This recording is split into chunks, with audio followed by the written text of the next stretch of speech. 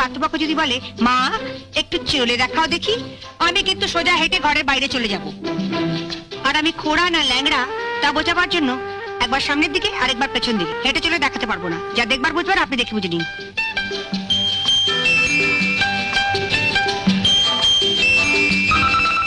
বুঝলেন তো?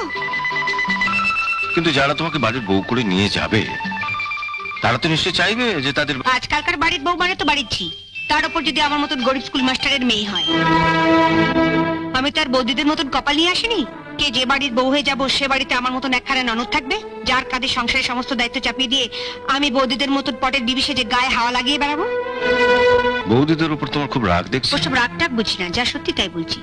সামনেই তো আছে, জিজ্ঞেস করুন না মিথ্যে বলছি কিনা। আমি আবার কাউকে ভয়টাই পাই না। তুমি ওর কথা কিছু মনে করো না বাবা, ও মুখে যাই বলুক, মনে কিন্তু। শুনুন, আর যার কথাতেই ভুলুন, পাত্রী দেখতে এসে পাত্রীর মার কথাটা কিন্তু ভুলবেন না, তাহলেই ঠকবেন।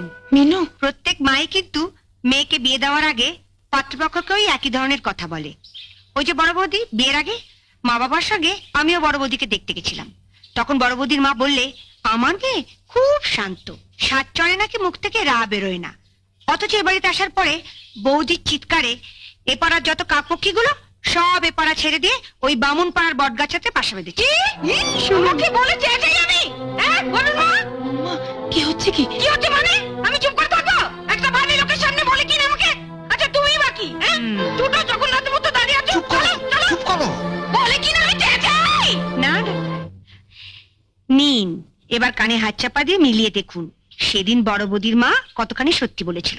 আচ্ছা, আমি তো তোমায় দেখতে এসেছি, তোমার তো উচিত ছিল ভবিষ্যতের কথা ভেবে চুপচাপ থেকে আমার কথার উত্তরগুলো ধীরে সুস্থে দেওয়া। না বাবা, আমি যা আমি তাই। এটা আবার বিয়ে হয় হবে না হয় না হবে। আমার বিধিলিপিতে যদি লেখা থাকে আজীবন এ বাড়িতে দাসীবৃত্তি করে আমার পেট চালাতে হবে, তাহলে আপনি কেন? ভগবানের বাবা এলেও আমার পারতে যাবে। বিধিলিপি মানো না মেনে উপায় কি? এই ধরুন না, আপনি আমাদের বাড়িতে থাকতেন, আমার দাদাদের সঙ্গেই পড়তেন, আমার বাবাই আপনাদের চারজনকে পড়িয়েছেন। কিন্তু আজ আপনি কোথায় আর আমার দাদারা কোথায়? আপনার বিধিলিপিতে ছিল আপনি বড় হবেন, হয়েছেন।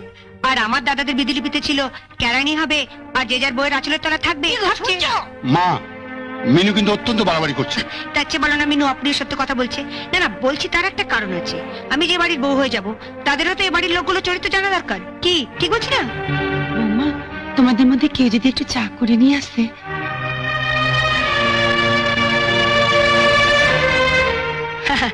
কাদের কি বলছো মা? এ বাড়িতে আসার পরেই তো বৌদিরা ভুলে গেছে ককাপ চায় ক চামচ চিনি দিতে হবে। তাই আমিই যাচ্ছি।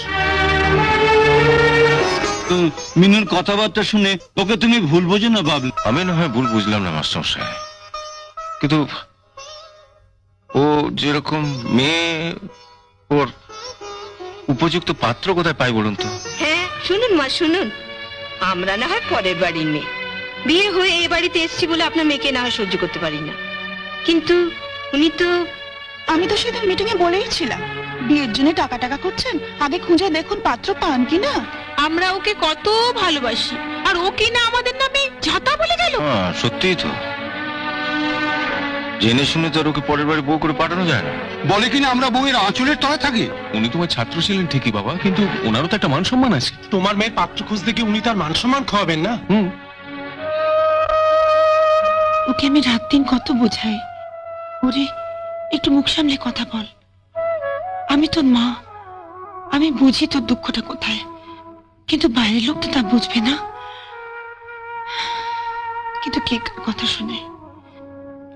তুমি একবার দেখো না বাবা, দোষগুণ তো সবারই থাকে।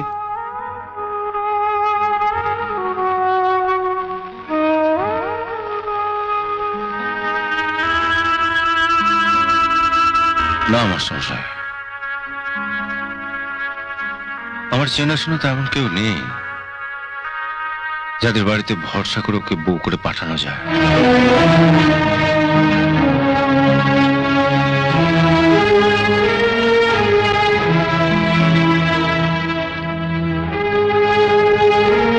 ওকে যদি নিজের চোখে না দেখতাম তাহলে না হয় একবার চেষ্টা করা যেত, কিন্তু একবার যখন ওকে নিজের চোখে দেখে ফেলেছি, ওর চরিত্রটা জেনে ফেলেছি, তখন তো আর ওকে কারোর ঘাড়ে চাপানো যাবে না, তাই না? হ্যাঁ ঠিকই বলেছে। অন্য কারো ঘাড়ে চাপানো যাবে না। তাহলে কি ওকে যখন নিজের চোখে দেখে ফেলেছি, তখন অন্য কোনো বাড়িতে বউ করে ওকে পাঠানো যাবে না। আপনারা এখানে সবাই আছেন, আপনাদের যদি আপত্তি না থাকে, ওকে আমি আমার বউ করে আমার বাড়িতে নিয়ে যেতে চাই। আরে এ কি করছো? ছাড়ো ছাড়ো ছাড়ো ছাড়ো, আটকে তো যাবে। ছাড়ো ছাড়ো ছাড়ো, আমি তুলছি। আরে না না, আরে আমাকে ছাড়ো, তুলতে দাও। বলছি আমি তুলছি, তোমাকে তুলছি। আরে কে বলেছে? ছাড়ো। আমাকে এক টুকরো দাও। না। ইস, শাড়িতে কিরকম চায়, দাগ লেগে গেছে। আমি আলমারি থেকে একটা নতুন শাড়ি এনে দিই মিনু, তুমি এই শাড়িটা বদলে ফেলো। উনি দেখলে খুব খুশি হবেন। ওকে শাড়ি পাল্টাতে দেখে আমি যতটা না খুশি হব, তার চেয়ে অনেক বেশি খুশি হয়েছে মুহূর্তের মধ্যে আপনাদের সকলকার চরিত্র পাল্টে যেতে দেখে।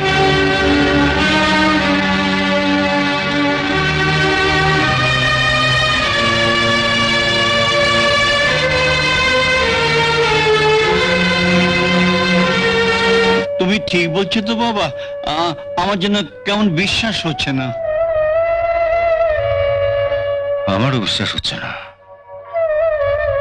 একটা সাধারণ গ্রাম্য মেয়ের মধ্যে এমন অসাধারণত্ব কেমন করে লুকিয়ে থাকে।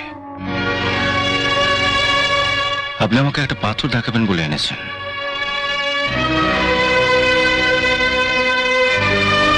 কিন্তু এ তো সাধারণ পাথর নয়, এ তো পরশ পাথর। মিনু, তোমার মতন আমিও বিজলিপি মানি।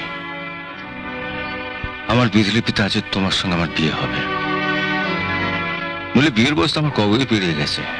এতদিন বিয়ে করলাম না কেন? বাড়িতে পঞ্জিকা আছে? হ্যাঁ বাবা, আছে। আপনি দেখুন সামনে কোনো বিয়ের তারিখ আছে কিনা, আর দরকার পড়লে কোনো পুরো ঠাকুরকে ডেকে পাঠাতে পারেন। আমি ছাতে আছি, চা খেতে খেতে কথা হবে।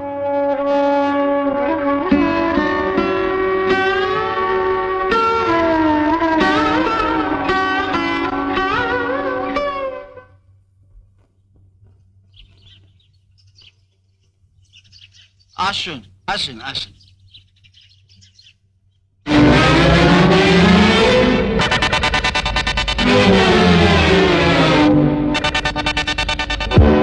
উনি আগে দিবাকর ঘটক।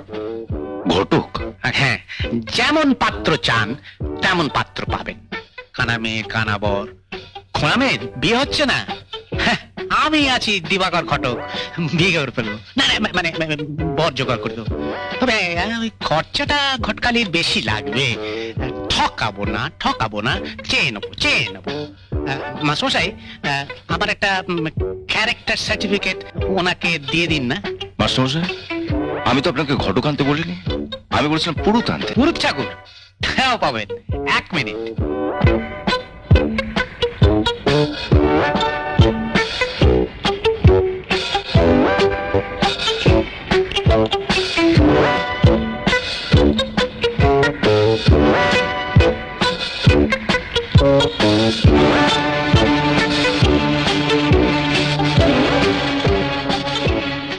যা দেবী সর্বভূতেষু মাতৃরূপেণ সংস্থিতা নমস্তস্যৈ নমো নমঃ। এটা হচ্ছে গিয়ে পুজোর মন্ত্র। তার যদিদং হৃদয়ং মম তদিদং হৃদয়ং তব, এটা হচ্ছে গিয়ে বিয়ের মন্ত্র।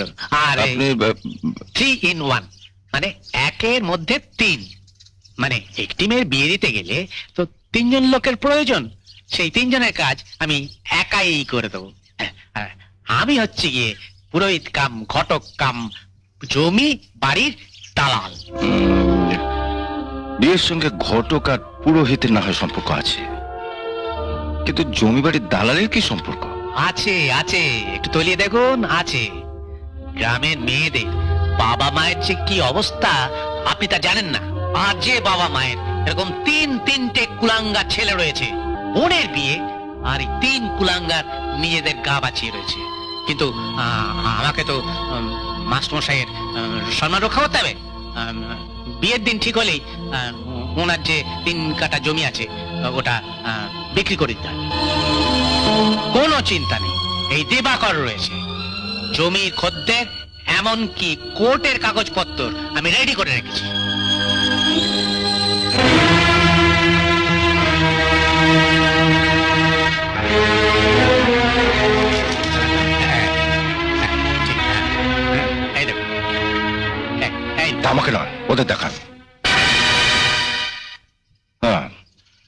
মাসে বিয়ের কি তারিখ আছে?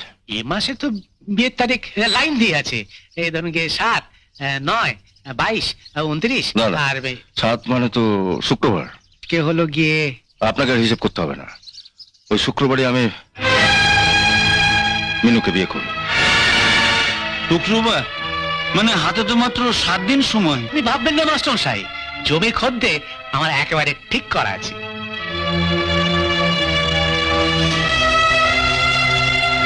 এই নিন। না, মাস্টারমশাই, জমি বিক্রি হবে না।